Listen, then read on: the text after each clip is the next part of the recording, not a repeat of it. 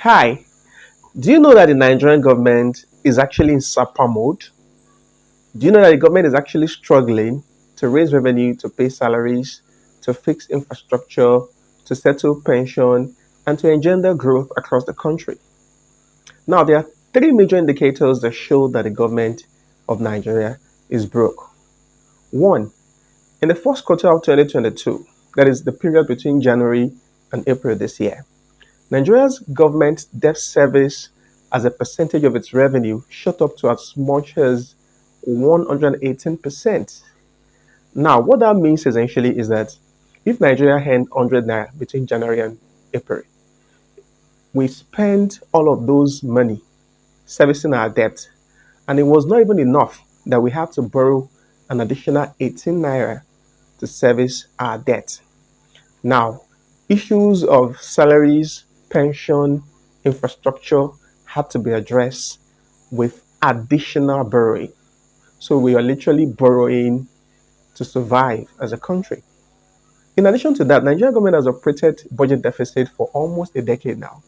At least since 2015 up till date, Nigeria's budget deficit has shot up to as much as about 30 trillion naira. It means that we have literally had to survive and fund our budget with borrowing from different sources and not essentially with the revenue of government. It means that we are broke. Now, thirdly, one of those very important indicators is the ASUU strike that is almost in its seventh month now. ASUU is demanding from the government, among other concerns, about 1.1 trillion naira intervention for infrastructure and some other issues in the university system. But as we have seen in the last couple of months, the government could barely meet ASUU's demand because the government is broke. Now, before we get into the details of all of these issues, my name is Oladende. Please subscribe to this channel, like our videos, and follow me across social media platforms. On Twitter, I am at Oladende, that is Ola_Dende. On Facebook, Instagram, and TikTok, and LinkedIn, my name is Oladende Olaway. Now, let's get into business.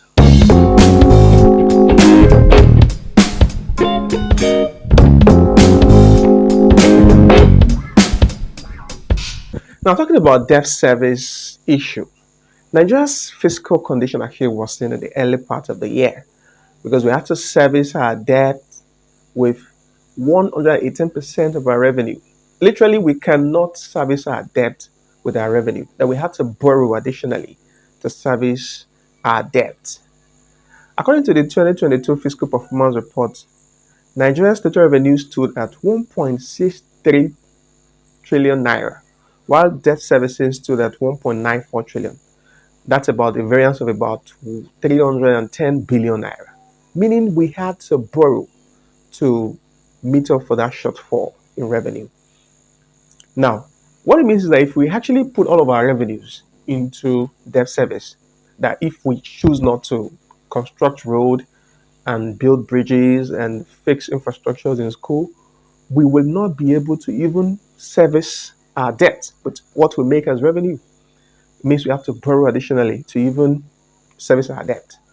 So if we are going to fund infrastructure in schools and all of that, then we have to borrow elsewhere.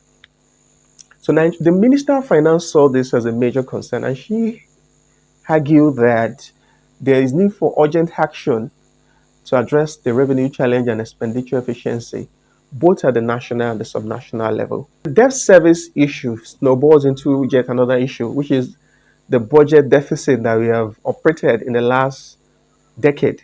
Now, since 2015, Nigeria has operated budgets and it's always been in deficit, meaning that we have always had reasons to borrow from different sources to fund our budget.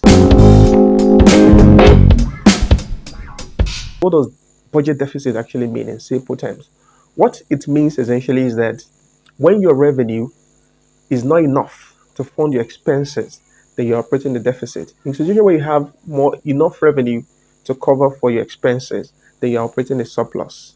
So what we have had is that we have not had enough revenue to fix infrastructure and to pay salaries and to address other commitments of government. and we have had to borrow.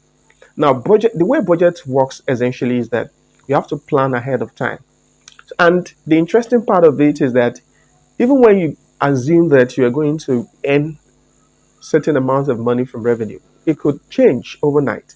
For instance, if you budget 100 naira for revenue and you budget 100 naira for expenditure, in the course of the year, it is possible that the revenue sources might have challenges, like we're having in Nigeria today, where massive oil theft is hindering our commitment to meeting OPEC quota and, of course, earning enough dollars to fund infrastructure and address several challenges that we're facing as a nation. So a revenue source might actually be problematic and it might even make a mess of your budget.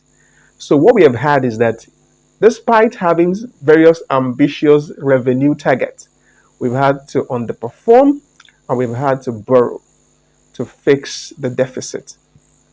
Now, according to reports of Budget Office of Nigeria, the government has spent at least 54.9 trillion naira on budget implementation since 2015. But interestingly, the Nigerian government has only financed this budget by a mere 24.3 trillion naira, leaving a deficit of over 30 trillion naira in the last 7 years. So, what it means essentially is that we have been operating through borrowing. We have actually been borrowing to survive as a nation. Now, this is where it gets interesting. In 2023, we understand that the government has proposed a budget of about 19 trillion naira, but the estimated deficit is being put at about 12 trillion naira. What it means essentially is that about 60 to 65% of the budget would come as deficit. And that means we have to borrow or we have to sell assets to fix the deficit. Nigeria is actually broke, and that's SAPA. Now, the third and the most relatable indicator of Nigeria's SAPA status is that Nigerian government has been unable to address ASUU's demand more than 7 months since the Academic Staff Union of Universities have been on strike. I mean, every Nigerian young person who is in a university could relate to what it means to have you out of the university system for more than 7 months. ASUU demand includes revitalization of the public universities, payment of earned academic allowances, and the payment of the University Transparency and Accountability Solution for payment of university lecturers' salaries, among others. In addition to all of these demands, the Academic Staff Union of University are also demanding an intervention of about 1.1 trillion naira for funding of infrastructure and some other issues within the university system. But as we have seen in the last 7 months, the Nigerian government has struggled to meet ASUU's demand. In fact, in June 2022, the Minister of Labor and Productivity actually said that the government is broke and it might not have enough resources to fund infrastructure next year. While we're hoping that all of these indicators will be addressed so that Nigerian university students can return to school after 7 months at home, what is not debatable is that the Nigerian government is broke and is in SAPA mode.